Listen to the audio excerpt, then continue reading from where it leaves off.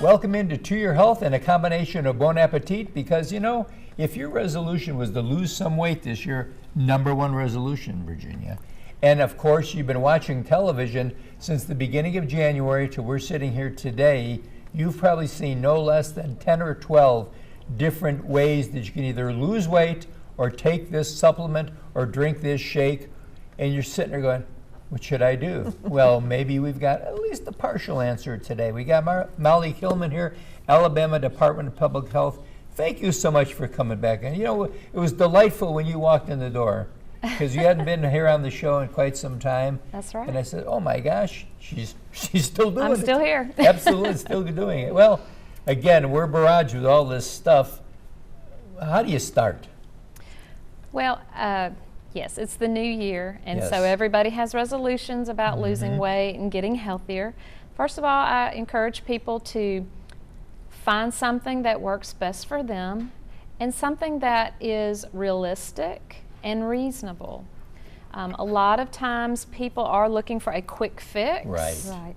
And that's not always the best route to take. They will find a diet that eliminates food groups, it may severely restrict calories, and more than anything else, it might restrict their enjoyment of food. And we really like people to enjoy their food and not eliminate food groups, and keep it reasonable and realistic so that you can continue to make this change for the rest of your life. We don't like temporary fixes necessarily. Because then it's like this. It It's tends hills and to, hills, yeah. exactly. Look what I did then. Oop. And people will lose weight a lot of times on the fad diets, so to speak, and they'll be very pleased with that. But what you'll find is maybe 6 months down the road or a year later, they're right back where they started from. And that's maybe just yours. that's just as unhealthy Yes. as staying where you were, because That's that's right. not good for your body to go up and down like that. No. No, it's really not. So we always encourage steady, slow weight loss, small steps. Don't make drastic changes that are going to, #1, make you miserable, and #2, be something that you just can't continue with for very long. Now I'm going to ask you directly. I've seen a lot of people lose a lot of weight on this keto diet, and again, I looked at that and I thought, but there's something that just bothers me. So I don't know what's really healthy and what isn't. Right. The keto diet, it can work for some folks, and a lot of those types of diets will work for people because of the science behind it. Right. It will work, but at the end of the day, you have to ask yourself, is this something I can keep doing for a long period of time? Am I happy eating this way? And then, there's some more questions about, is it really that healthy for us? Because you're cutting out some foods that we know are healthy and nutritious for us.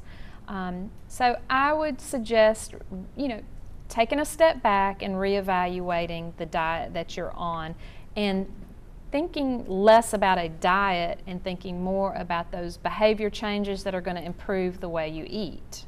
Right. And there's a lot of simple things you can do that might surprise you to eat better. And a lot of times it's just about your environment and surrounding yourself with healthier choices that are convenient and easy, rather than making the unhealthy choices convenient and easy. So and that's the world we live in So today. for example, the holiday or the work office party.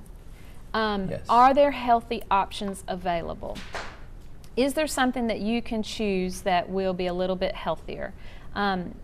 We don't want to be that person that brings the fruit or veggie tray, but I encourage you to be that person. Be the person that brings the fruit or veggie tray to the office party. Birthday parties. Is there an alternative to that, scrumptious cake with icing? Right. Which, is fine in moderation, but think about choices. What are you providing at your own table for your children? There you go. What are you doing at home to offer healthy choices? What kind of snacks do you keep in your cupboard? I know my son is of the age where he can go into the cupboards himself. Right.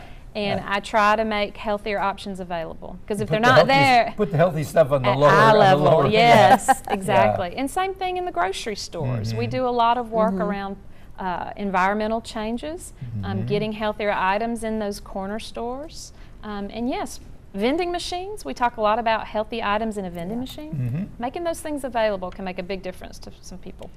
Can people go to the State Department of Health's website and get information on good diets?